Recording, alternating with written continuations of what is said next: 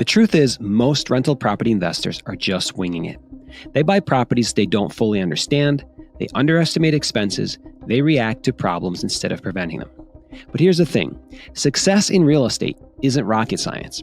There's a proven blueprint that top-tier rental property investors have been following for decades.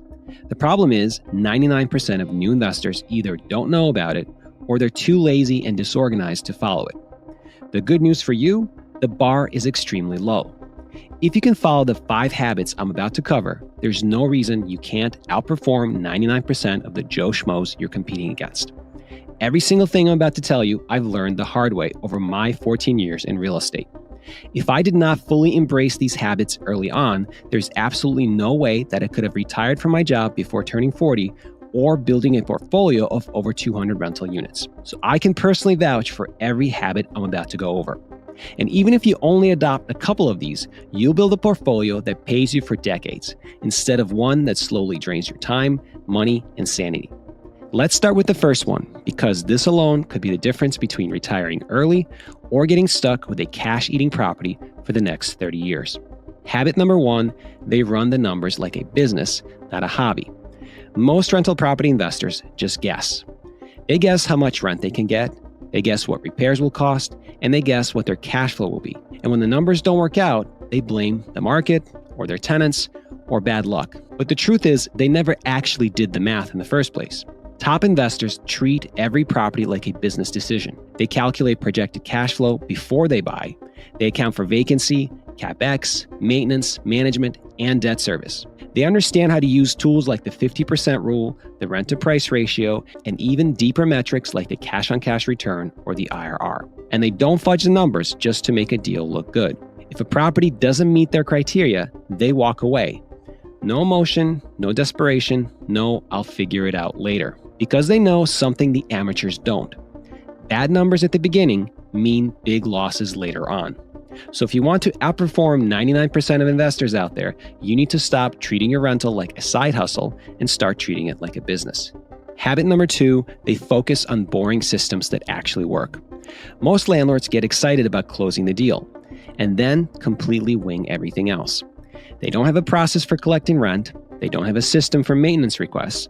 They don't even have a consistent lease agreement from one tenant to the next.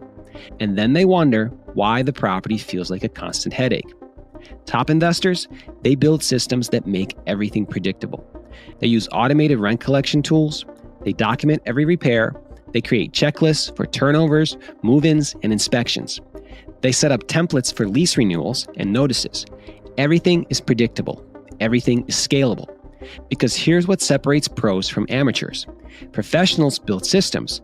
Amateurs just react to problems. And when something goes wrong, the amateur scrambles, while the pro just opens the playbook and runs the next step. This kind of consistency is what allows top-tier investors to grow without losing control or losing sleep. So if you want less chaos and more cash flow, stop improvising and start building systems. Habit number 3, they know the rules better than their tenants. The average landlord doesn't know the difference between a notice to vacate and an eviction notice. They don't understand fair housing laws. They couldn't tell you what their state says about security deposit deadlines or entry notices. And that ignorance, it's expensive. One legal mistake can wipe out a year of profit, or worse.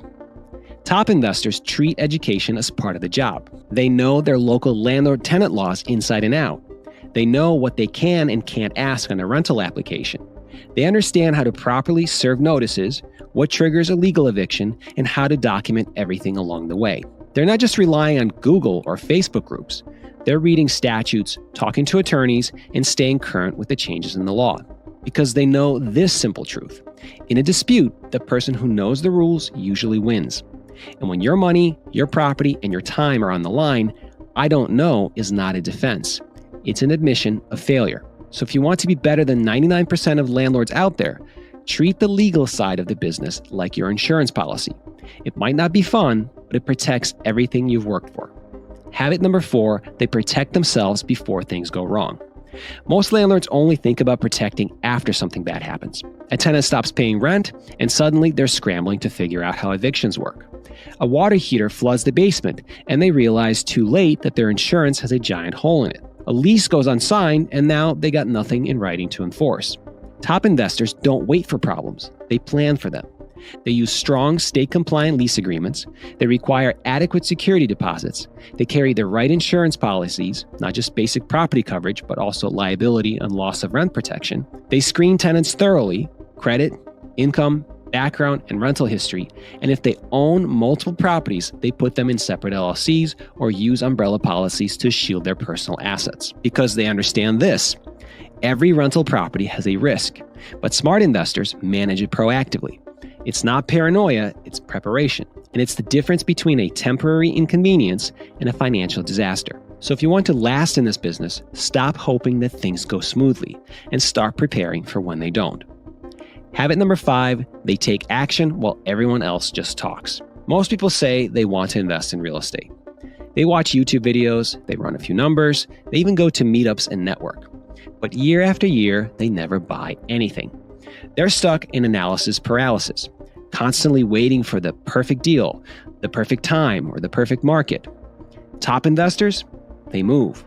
They don't need every variable to be perfect. They do their due diligence, they trust their process, and they make the offer. And when the deal closes, they execute with discipline, not emotion. No panic, no second guessing. Because they understand something most people never figure out. You don't get good at real estate by thinking about it. You get good by doing it. Every property teaches you something. Every tenant interaction sharpens your judgment. Every mistake becomes a stepping stone if you're actually in the game. So if you want to rise above the 99% who never get past the talking phase, you've got to be the one who actually does the work. So here's the bottom line.